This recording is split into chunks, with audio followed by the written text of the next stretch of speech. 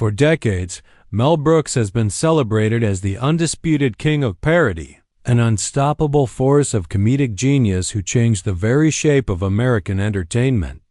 With classics like Blazing Saddles, Young Frankenstein, and The Producers, Brooks built a career on laughter, fearlessness, and a willingness to mock absolutely anything. On screen and off, he was known as warm, generous, and fiercely loyal to those he considered friends.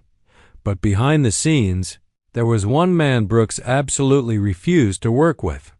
One man he couldn't forgive, couldn't tolerate, and according to those close to him, truly hated more deeply than anyone else in his lifetime. This wasn't the typical Hollywood rivalry. It wasn't about money, awards, or fame. It wasn't even about talent. It was something far more personal. Something that struck at the very core of who Mel Brooks was as a creator and as a human being. The tension between them simmered for years, sometimes quietly, sometimes explosively. It shaped major career decisions, sabotaged potential collaborations, and influenced projects that would go on to become cultural landmarks. And while gossip swirled throughout the industry, almost nobody knew the real reason, the private incident that permanently severed any chance of reconciliation. Even in interviews, Brooks dodged the subject. Until, near the end of his career, he finally opened up about why this one person crossed a line he simply couldn't look past. And once you hear it, you may understand exactly why. This is the story of the comedian who made the world laugh and the one man he wished he'd never met. Long before Mel Brooks became one of the most influential comedic minds in Hollywood, he was simply Melvin Kaminsky, a sharp-tongued kid growing up in Brooklyn. His childhood wasn't glamorous, far from it. His father died when Mel was just 2 years old, leaving his mother to raise 4 boys alone. Mel grew up surrounded by hardship, but he learned quickly that humor could cut through anything. Comedy wasn't just entertainment for him. It was survival. By the time he reached his teens, Mel had already developed the rapid-fire wit that would define his career. He enlisted in the Army during World War II, where he famously diffused tense moments not only by clearing landmines, but also by cracking jokes at the most unlikely times. When he returned home, the newly confident young performer made a decision that changed everything. He would dedicate his life to making people laugh. New York in the late 1940s was a breeding ground for talent. Brooks found work as a stand-up, then as a writer alongside Sid Caesar for Your Show of Shows, a legendary program that became the birthplace of modern TV comedy. It was grueling, competitive, and filled with larger-than-life personalities, but it was also where Mel discovered the true potential of his craft. He learned not just how to write jokes, but how to build characters, structure stories, and break comedic rules in ways nobody else dared. As television writing turned him into a rising star, Mel began creating the material that would define him. He partnered with Carl Reiner to develop The 2,000-Year-Old Man, a routine that became an iconic comedic institution. In those moments, Mel found something greater than success. He found confidence, creative partnership, and an audience that adored his fearless style. But the more his career grew, the more Brooks crossed paths with actors, directors, and fellow writers who weren't always ready for his explosive, boundary-pushing humor. Most tolerated him. Many admired him. A few envied him. And then there was one man who, from the start, rubbed Mel Brooks the wrong way. Their personalities clashed immediately. Mel with his loud, unfiltered, fast-talking chaos, and the other man with a quiet arrogance that Brooks later described as the exact opposite of funny. At first, the friction seemed harmless. 2 artists with very different temperaments sharing rooms, meetings, and early Hollywood circles. But the tension grew, fueled by small insults, dismissive exchanges, and what Mel felt was a deliberate lack of respect. Still, In the early years, Brooks kept the peace. Comedy was his calling. Conflict wasn't worth the energy. But everything changed the day the man publicly embarrassed Mel in a way no one ever had before, a moment that would ignite a resentment that lasted decades. To understand why Mel Brooks truly hated him more than anyone, you have to know the man at the center of the feud, Gene Wilder's polar opposite, a performer whose reputation in early Hollywood circles was as divisive as it was enduring. Zero. Mostel. Mostel is remembered today for iconic roles in The Producers and Fiddler on the Roof. But before he became a theatrical legend, he was a notoriously volatile figure, brilliant, unpredictable, and at times, nearly impossible to work with. Most actors who crossed paths with him had stories, some hilarious, some terrifying, but Mel Brooks' experience was on an entirely different level. When Mel first met Zero during casting discussions for The Producers, he expected a charismatic performer with an ego. Sure, but also a sense of humor, a willingness to collaborate, and at least a little professional courtesy. Instead, Brooks encountered a storm. Zero Mostel dominated every room he entered. He didn't just speak, he roared. He didn't just argue, he battled. He didn't merely disagree, he crushed opposing opinions. For someone like Mel, who thrived on carefully controlled comedic chaos, Mostel's brand of real-life chaos was overwhelming. Their first meeting was a red flag. As Mel later recounted, he barely managed to explain the concept of The Producers before Mostel abruptly cut him off, demanding, "Who told you I wanted to be in this thing?" Brooks, stunned but diplomatic, tried to regroup. But Zero wasn't done. He criticized the script, questioned Mel's directing ability, and even mocked the story's premise, all before agreeing to take the lead role. It was a bizarre mix of hostility and brilliance that set the tone for their working relationship, and if that was all, Mel probably could have tolerated him. But there was more, much more.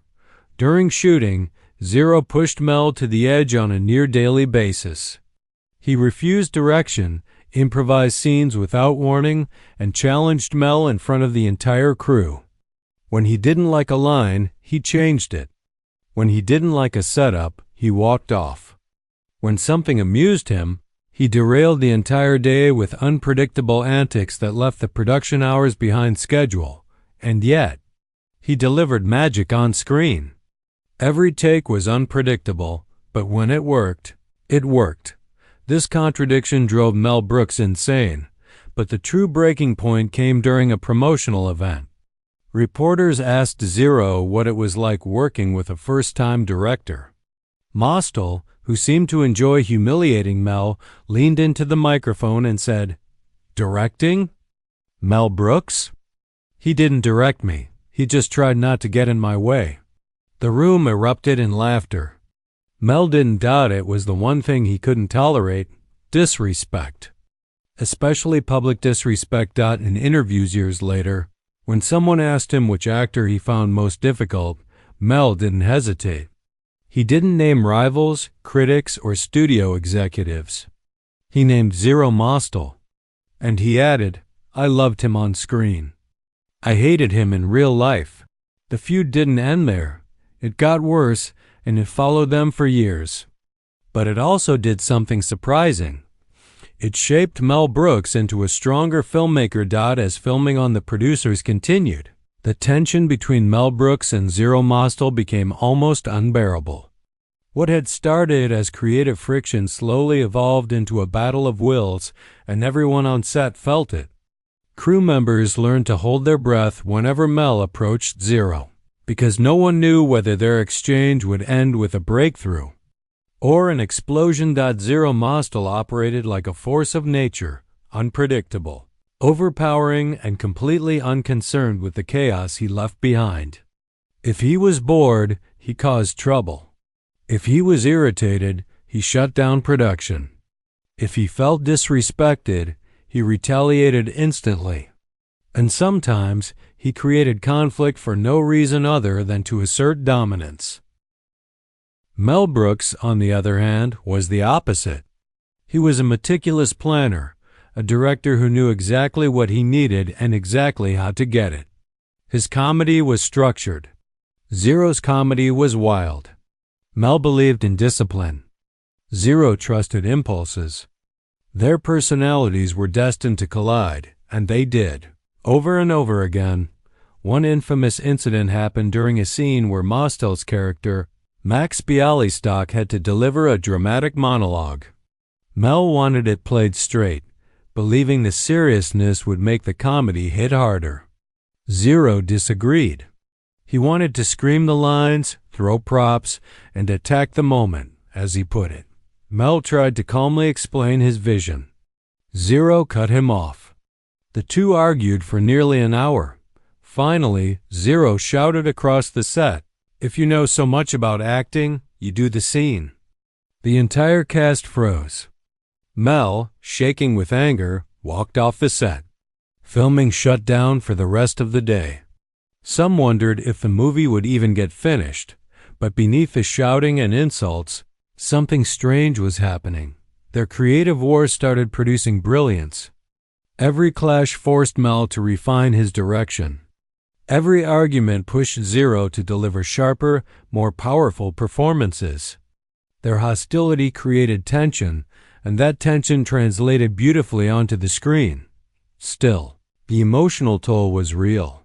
Mel later admitted that he dreaded going to work some mornings, knowing he would have to confront Zero's moods. And Zero, despite his bravado, occasionally confessed to friends that he felt Mel was trying to box in. His genius dot. Then came the moment that nearly destroyed everything. During one of the final shooting days, Mel approached Zero to discuss a minor change. Nothing dramatic, just a slight adjustment in blocking. Zero refused. Mel insisted. Zero exploded. He accused Mel of sabotaging him, humiliating him, and not appreciating his talent. Mel fired back with equal force, saying Zero was impossible, disrespectful, and unprofessional. The argument escalated until Zero stormed off, declaring he was done with the film. For several hours, no one knew if he would return.